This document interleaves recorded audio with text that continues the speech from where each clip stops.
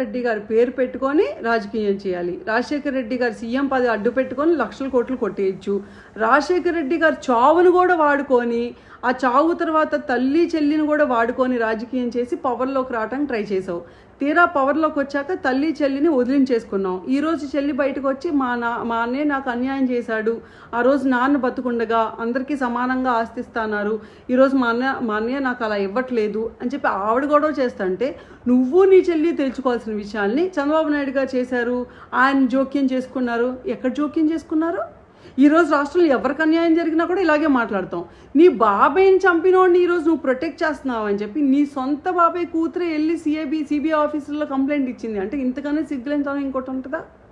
మళ్ళీ వచ్చి బాబు గారు నువ్వు అసెంబ్లీకి ఎందుకు రావట్లేదు, అసలు నువ్వు గత 4 ఏళ్ళగా ఏం చేసావు, సీక్రెట్ జీవోలు ఎందుకు పాస్ చేసావు, ఎలాంటి దిక్కుమాలిన పాలసీస్ తీసుకొచ్చి ఈ రాష్ట్రానికి అన్యాయం చేశావు, అసలు ఎవడు అడిగాడని చెప్పి 500 కోట్లు ప్యాలెస్ కట్టుకున్నావు అక్కడ రిషికొండ మీద, ఎవడు అడిగాడని సర్వే రాళ్ళ మీద కొన్ని 100 కోట్లు వెచ్చించి నీ ఫోటోలు వేసుకున్నావు, పెయింట్లు పూసుకోవటం, చిక్కీ మీద నీ బొమ్మలు వేసుకోవటం, పాస్బుక్ల మీద నీ బొమ్మలు వేసుకోవటం, ఈ నికృష్ట పనులు కాకుండా నువ్వు సీఎంగా ఉన్నప్పుడు రాష్ట్రానికి ఏం చేసావు?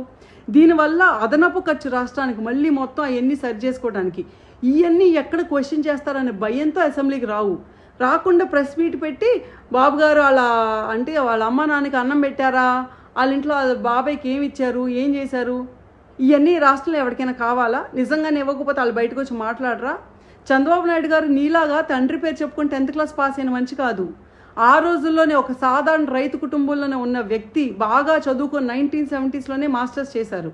ఎకనామిక్స్ మీద ఇంట్రెస్ట్తో ఇండియన్ ఎకానమీని మార్చాలి అని చెప్పి ఒకే ఒక ఆలోచనతో ఒక పాలసీ మేకర్ అవ్వాలి నేను అని చెప్పి ఒక ఆలోచనతో పాలిటిక్స్లోకి వచ్చిన వ్యక్తి ఆయన.